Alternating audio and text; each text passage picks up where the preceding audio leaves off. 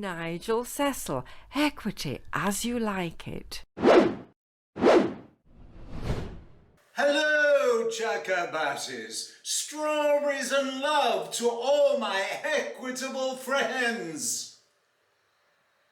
Cobblers to your equitable friends. And cobblers along with strawberries and love to you too. Especially for Nigel's equitable friends. Hello, chakabutties. Thank you for joining me, Nigel Cecil, entertainment entrepreneur. Now, my equitable friends have been having a little conversation with me. That's how you say it now, isn't it, Hilary? Yes, we need to have a conversation. And you think, hang on, is somebody in trouble here? You know, the way they say it, we need to have a conversation. Yes, well, this video was supposed to be Gary Lineker, the algorithm, part 2.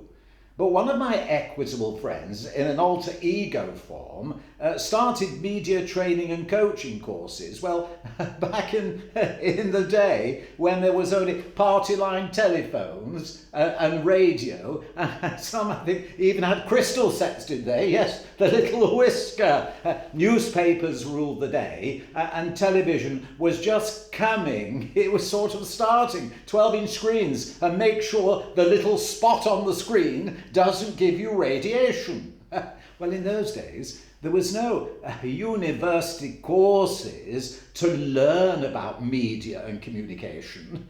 You learnt it on the job, as the saying goes, and you developed your skills and your talent by developing along with the way communication developed. And look at what it is today. So my equitable friend said, Nigel, we think you need to start a course about media coaching and training and establish the difference. And then if you were to mention celebrities, then those who followed the course will be able to work out for themselves what is true, what is false, and what is driving the agenda. So from here on in, this really is the first part, the introductory part to the course, and the videos on my channel that refer to it will have the prefix New Image PR, NIPR, letting you know it's a media course. Does that make sense, Hilary? So let's get started for this introduction. And the first thing we need to look at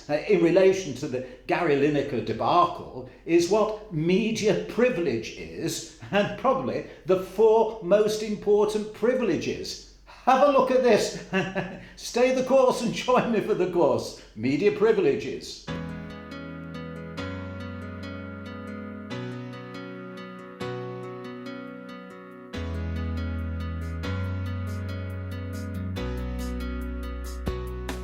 Media privileges: power, money, celebrity, respect.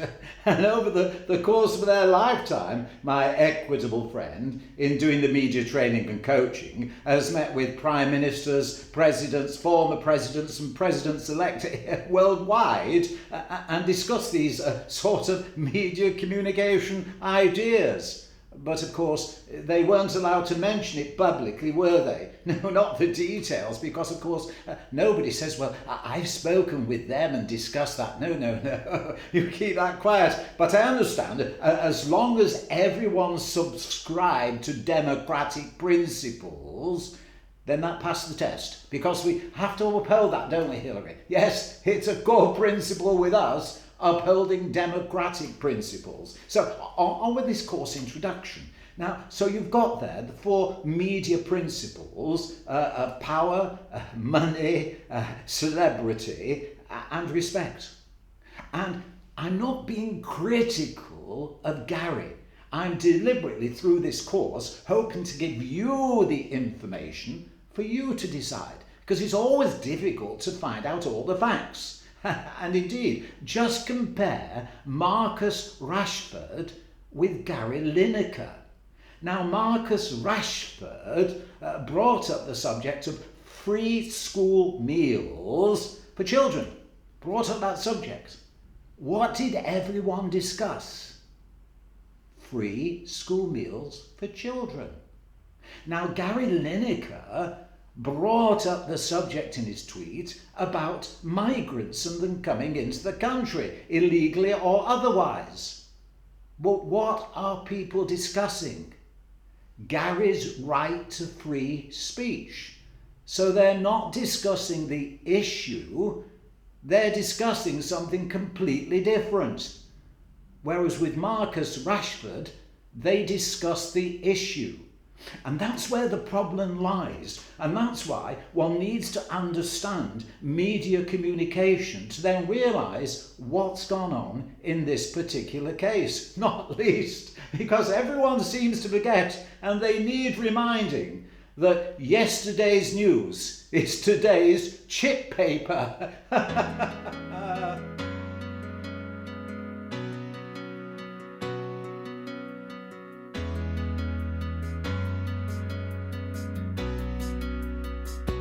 Did that reference to chip paper give you a chuckle? Because it shows, doesn't it, that realistically things haven't changed. Yesterday's news is today's chip paper. Because those were screenshots from the BBC website yesterday, and there was no mention of Gary anywhere. Suddenly disappeared. Yesterday's news, today's chip paper. And the other thing that's changed. Now, a lot of those involved in media communication, like other things, overlook about info leapfrogging, information leapfrogging. No matter what business you're in, you leapfrog. In that, if I was to say, being a pop entertainment entrepreneur, do you remember 78 records and auto changers? And they go, what? What are you talking about? And then there were what? Cassettes, then 8-track players. And they go, sorry, what are you talking about? Because today's young minds actually joined the conversation today. So they'd leapfrogged all that information. Leapfrogged indeed. And unless somebody says, hang on, have you gone back to first principles, what the idea was when it came to communicating with music, they'd say, well, no, I've got my headphones now, I've got my iPhone, I've got everything else, I've got streaming. Well, and you say, information leapfrogging. And unless you realise what used to happen so you can develop the idea, you sort of take for granted what's happened now, and you forget that principles are still the same and they apply. Like, just look at what's happened to media today.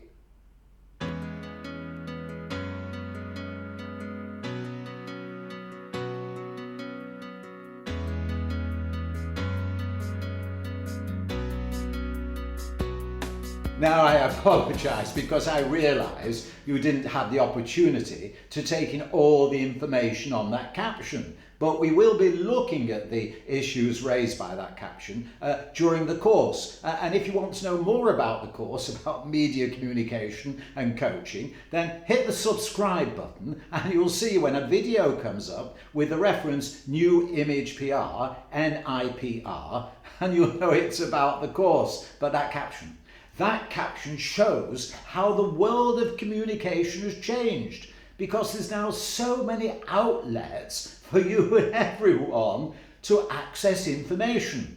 So when you publish a message on one platform, maybe Twitter, it's going to be picked up by the newspapers, by the radio, by the TV, by TikTok, by Instagram, by who knows, everywhere. And that's why one has to be aware of who your message is targeted at.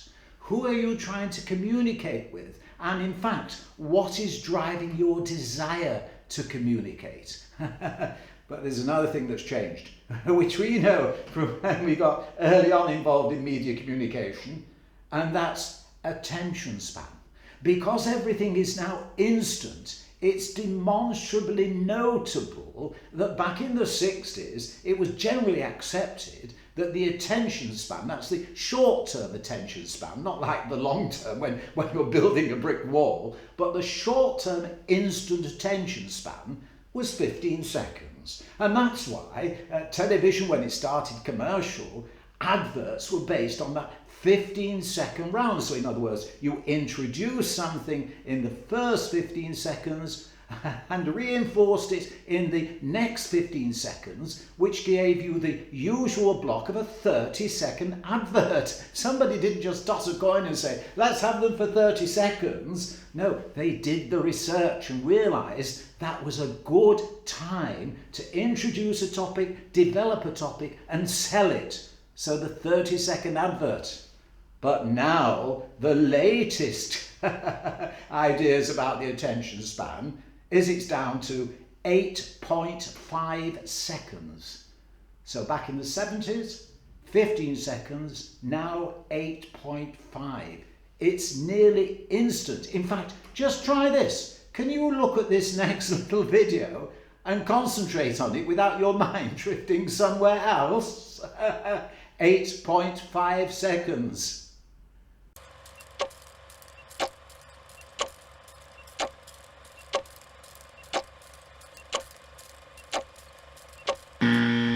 Did you manage to last the 8.5 seconds? But that underscores the idea that everyone now wants instant information, which means others expect instant replies. So if you're giving an instant reply, you're actually reacting to your gut instinct. You're not sort of sitting back and saying, I must think about this one. So you play to your own core motivation. And that's why things suddenly explode, because we come to the algorithm, because the powers that be want to capitalise on what you like and what you react to, so they can market a product, so they can somehow monetize your likes and dislikes. And so when you tweet something with a name or with a topic, whoa, the algorithm catches you, that program that's running in the background of everything, and then feeds back to you what you want to hear. You think that when you're on your phone, it's free speech. Think again. Your phone and the algorithm may well be controlling you.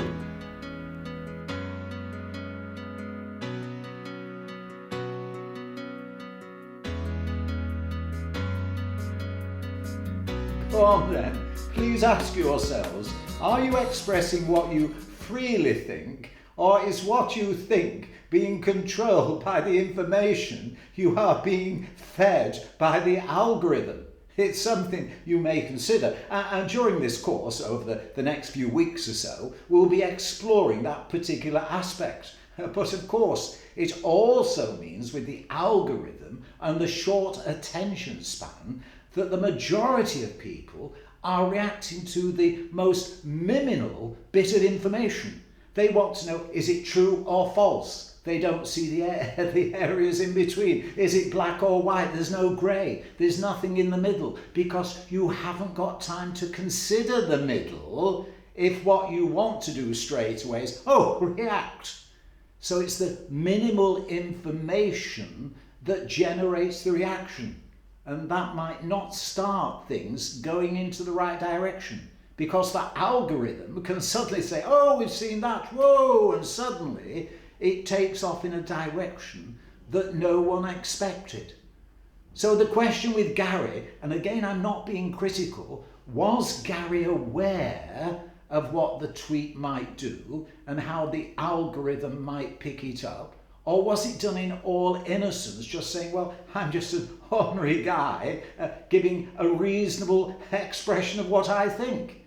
Now, I hope that if you follow this course, you'll be able to work out the answers to those particular questions.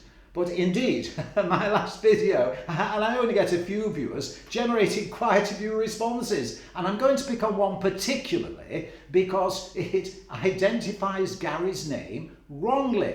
And somebody will say, you can bet, look, they can't even spell the name properly.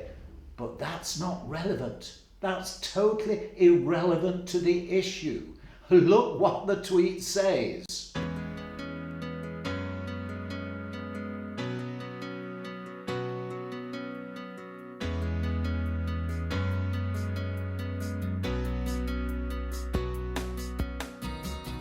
did you spot the mistake in that message? Though I must admit, I didn't give you much time to see it, but that message there spelt Gary Lineker's name incorrectly. And you can bet your bottom dollar that on social media that would attract tons of abuse by people saying, oh, you can't even spell his name correctly and you're daring to criticise him. But that's irrelevant how you spell the name. It's what the message is you're trying to convey, because they clearly believe that Gary knows what Gary is doing. And to avoid anyone getting abused, that's why I anonymise all the messages I get, unless told, well, go ahead, Nigel, and mention their name by the person.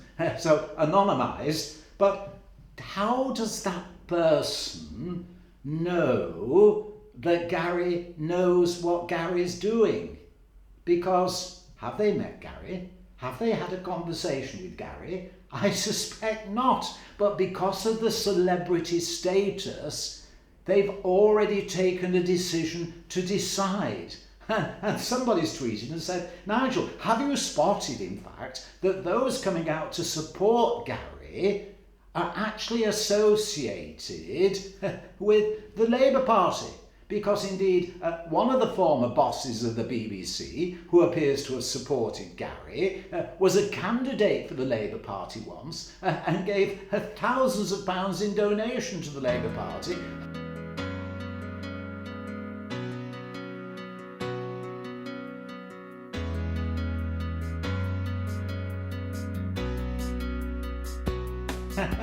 You know, so and the other person, yes, Alistair Campbell. Now, I have a lot of time for Alistair Campbell. Yes, I actually worked with him once as an entertainment entrepreneur at a live Ask the Prime Minister question time at Yorkshire Television. Very interesting experience, and added to our ability to talk about media communication. But Alistair Campbell came out and gave support to Gary Lineker.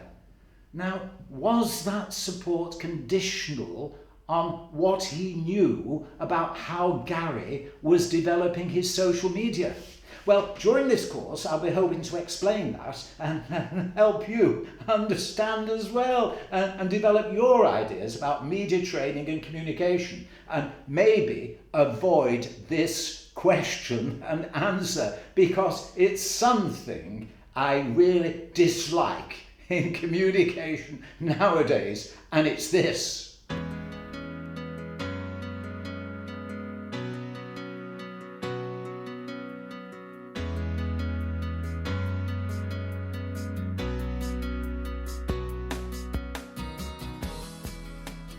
I always think if another politician or sort of person in authority is going to come out and say, there are lessons to be learnt and we will learn them, I think, why didn't you learn them in the first place? And the reason is the majority of those people, as we said at the beginning of this video, have information leapfrogging. Information leapfrogging. They assume things because they haven't explored what happened before. So again, during the course, we'll be looking at that and also reminding everyone of the importance of these media principles.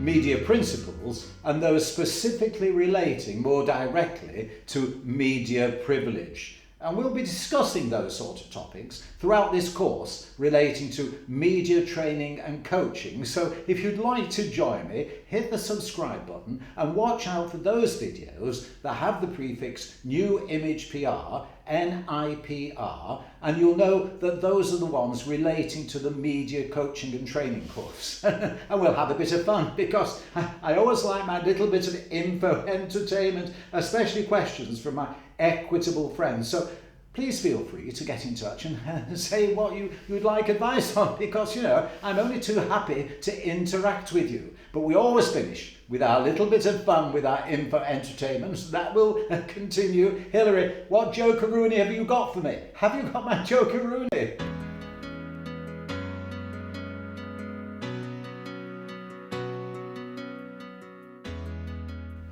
You've left the jokeroony there for me, have you? Yes, we always finish off with a jokeroony. And if you've got some ideas, you're welcome to send them in. Now, what have we got?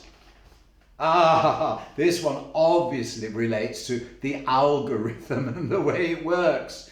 What did the mathematician say when we were having a heated debate about fractions?